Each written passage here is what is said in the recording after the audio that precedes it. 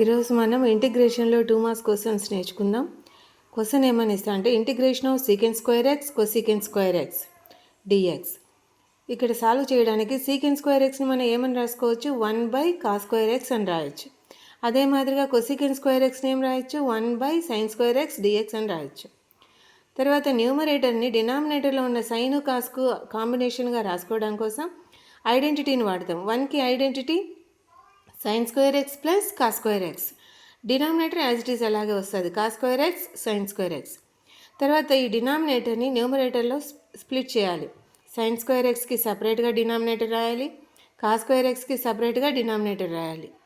అప్పుడు న్యూమరేటర్లో ఉన్న సైన్ స్క్వేర్ డినామినేటర్లో ఉన్న సైన్ స్క్వేర్ క్యాన్సిల్ అయిపోతే 1/cos స్క్వేర్ ఎక్స్ వస్తుంది. ఇక్కడ కాస్ స్క్వేర్ క్యాన్సిల్ అయిపోతే 1/sin స్క్వేర్ ఎక్స్. 1/cos స్క్వేర్ని ఏం రాయొచ్చు, secant square X.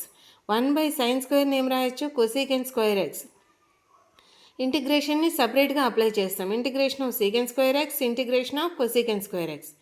Secant square ఎక్స్కి integration tan X, cosecant square ఎక్స్కి integration -cot X plus C. Next ఇంకో ప్రాబ్లమ్ని సాల్వ్ చేద్దాం. Integration of cot square X. Cot square ఎక్స్కి మనకు డైరెక్ట్గా ఫార్ములా లేదు, అందుకు మనం ఐడెంటిటీని వాడతాం. కాట్ స్క్వేర్కి ఐడెంటిటీ వచ్చి కొసీకెంట్ స్క్వేర్ ఎక్స్ -1. కొసీకెంట్ స్క్వేర్కి ఫార్ములా -cot ఎక్స్. 1కి ఫార్ములా ఎక్స్. కొసీకెంట్ స్క్వేర్కి ఇంటిగ్రేషన్ -cot ఎక్స్, 1కి ఇంటిగ్రేషన్ -1x ప్లస్ సి. అదే మాదిరి ఇంకో ప్రాబ్లం చూద్దాం.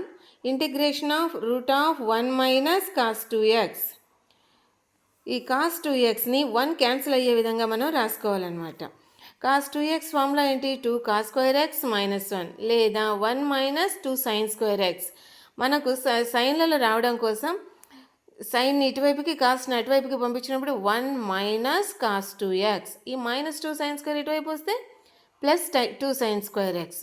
అంటే 1 - cos 2x ప్లస్ ఏం రాయాలి, 2sin స్క్వేర్ ఎక్స్.